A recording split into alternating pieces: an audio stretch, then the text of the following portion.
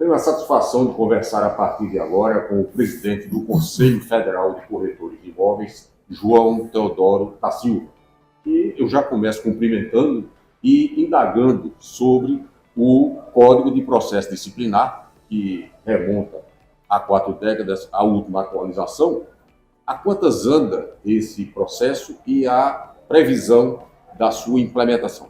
Bom, primeiro quero cumprimentá-lo, Cândido, é um prazer estar novamente falando contigo e é um prazer muito grande estar falando com as pessoas que te ouvem. E eu sei que é um grande contingente de pessoas, um grande abraço a todos vocês. E diretamente à pergunta. Sim. Realmente nós estamos estudando há bastante tempo essa revisão do Código de Processo Disciplinar dos Corretores de Imóveis, processo administrativo disciplinar e processo administrativo puro. E só não aprovamos definitivamente em plenário ainda, porque como é um processo bastante complexo, ele exige muita cautela. Então, por isso nós demos uma parada para reestudar o processo e voltarmos a tratá-lo agora no começo do ano, se Deus quiser. Eu acredito que aí em mais 2 ou 3 meses a gente possa estar chegando a uma conclusão final e aí já podemos aprovar em plenário e botar em funcionamento. Vai começar o ano com essa novidade, essa boa Vamos nova. Começar o ano, se Deus quiser, com essa boa nova. E nessa revisão atualizada à modernidade jurídica e também à digital. Sim, sem dúvida. A digitalização de processo é uma necessidade. Inclusive, hoje nós temos até uma demanda feita pelo próprio Ministério Público. Ora, por que todos os processos não estão digitalizados? Claro que nós já temos grande parte dos processos digitalizados, mas não está ainda contida essa regra nas nossas regras escritas. Então, estamos agora trabalhando para isso.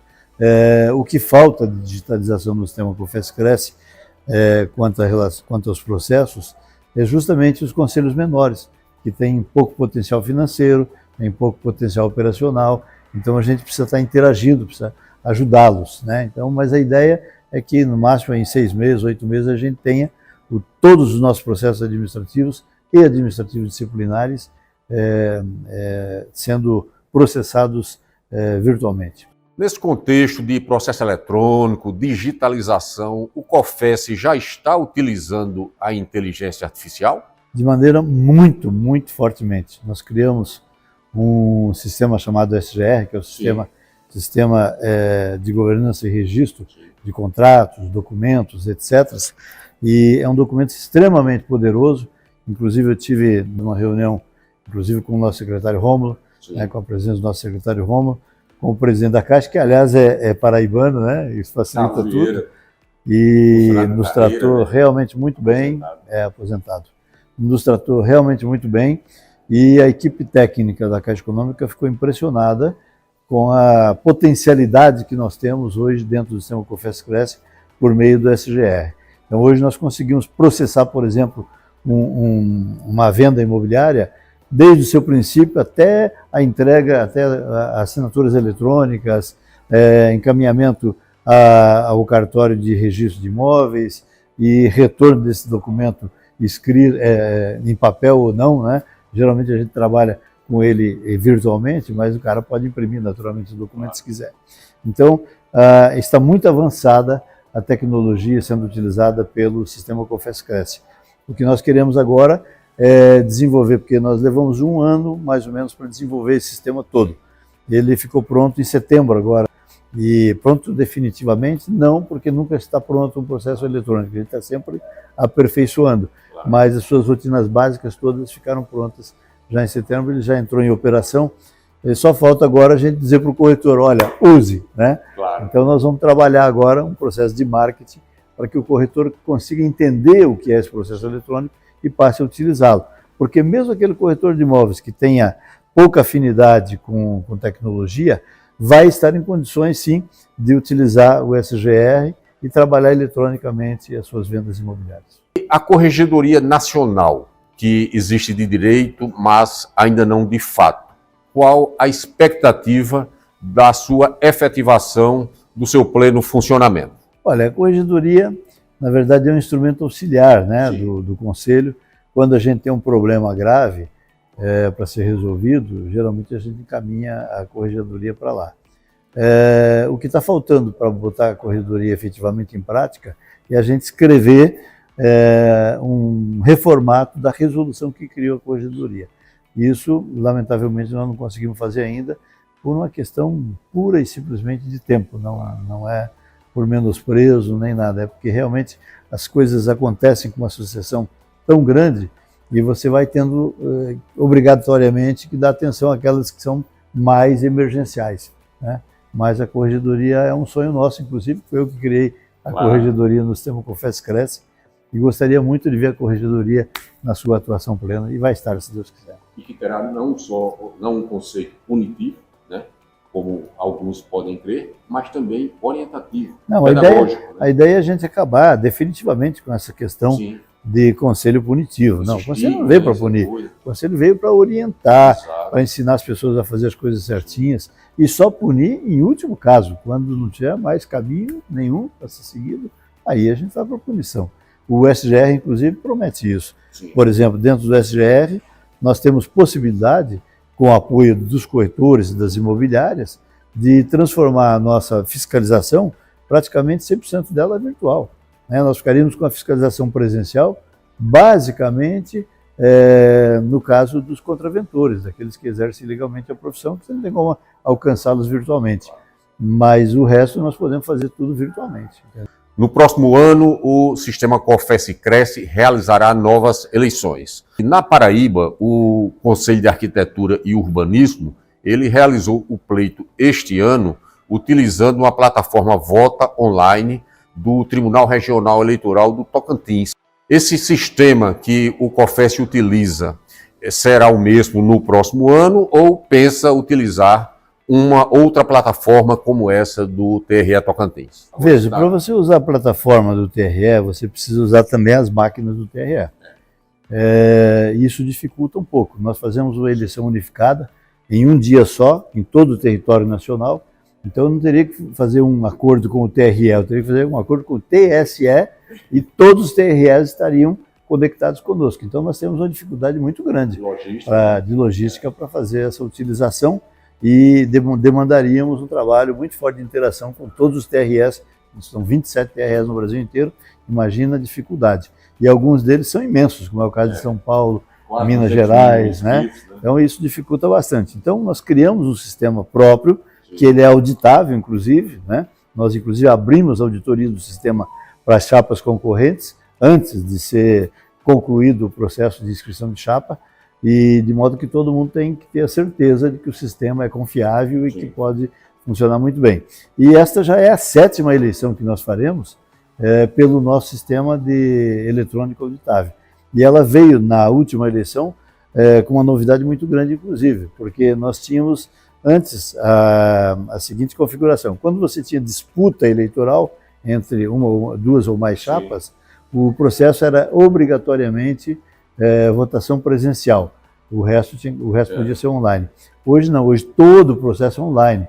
Então não tem nem justificativa, hoje discutimos isso em reunião de diretoria, por exemplo, dizendo, eu não pude votar. Como não pôde votar? Se o processo é online, você pode votar do teu próprio celular, você pode votar do computador que estiver mais próximo, do laptop, de um tablet, do que seja, que tenha acesso à internet, você vai lá e vota.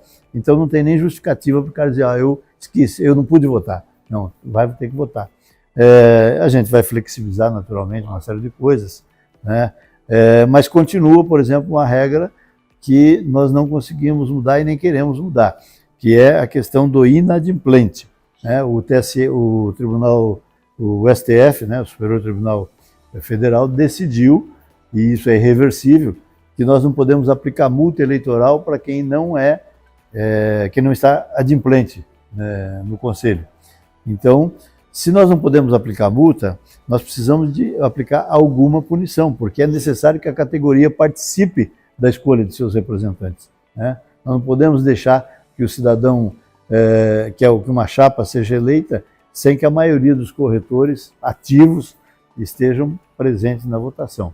Então, o voto continua assim sendo obrigatório, a multa eleitoral vai ser bem branda, mas vai existir, né? Só que o corretor de imóveis que estiver inadimplente não terá direito a voto. É bom ficar sabendo, não terá direito a voto. Não terá direito a escolher os seus representantes. Não será multado, porque o Supremo Tribunal já decidiu que não, mas não terá direito a voto. Okay? A exemplo de alguns países, a jornada semanal de trabalho de 4 dias já é uma realidade, e até se cogita de 3. No sistema COFES-Cresce, no COFES, ela é factível? Bem, se você estiver falando dos servidores dos conselhos regionais e dos servidores do Conselho Federal, nós, obviamente, vamos estar caminhando em sintonia com o que a legislação decidir. Claro. Se a legislação decide que a semana vai ser de 4 dias, nós vamos ter que seguir, não tenha dúvida nenhuma, porque, afinal de contas, o sistema COFES-Cresce, ele não tem os seus empregados como funcionários públicos, Sim. mas como empregados do sistema privado, regidos pela CLT. Portanto, a gente tem que seguir o que a legislação estabelecer, não há dúvida quanto a isso. Agora, quanto aos corretores de imóveis, esses não têm jornada, esses são trabalhadores permanentes, sábado, domingo, segunda, terça, quarta, enfim, qualquer dia. A hora que aparecer o negócio, o corretor está lá trabalhando. Presidente, para finalizar de verdade, qual a sua opinião pessoal sobre essa redução de jornada, que não corresponde, claro, à redução de salários?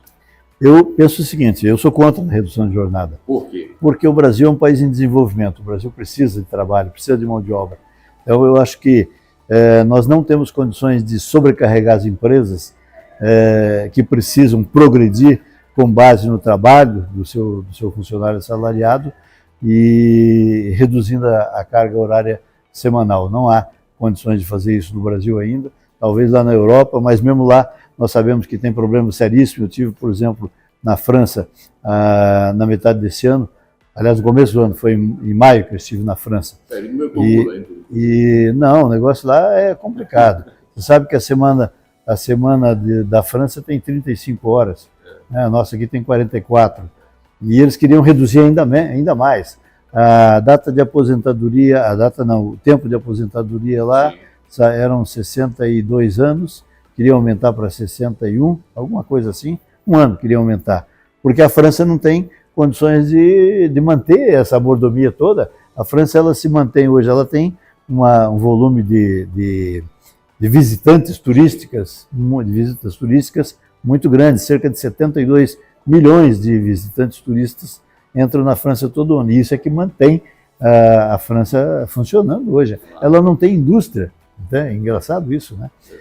Não tem indústria, então é difícil para a França promover uma modificação tal que aumente de 72 milhões para 80, para 100 milhões de turistas para oferecer trabalho para todo mundo. Então a França usou como forma de amenizar esse problema, reduzir a mão de obra semanal, né? Mas está criando dificuldades terríveis agora, porque depois que você reduziu, meu irmão, nunca mais você vai conseguir voltar ao status quo anterior.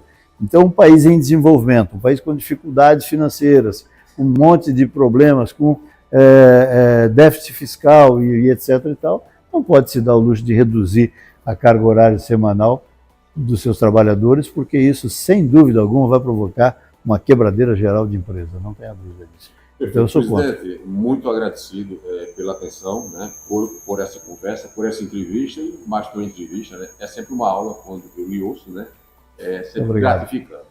Muito obrigado. Muito e esperamos brevemente nos encontrar. Um grande abraço.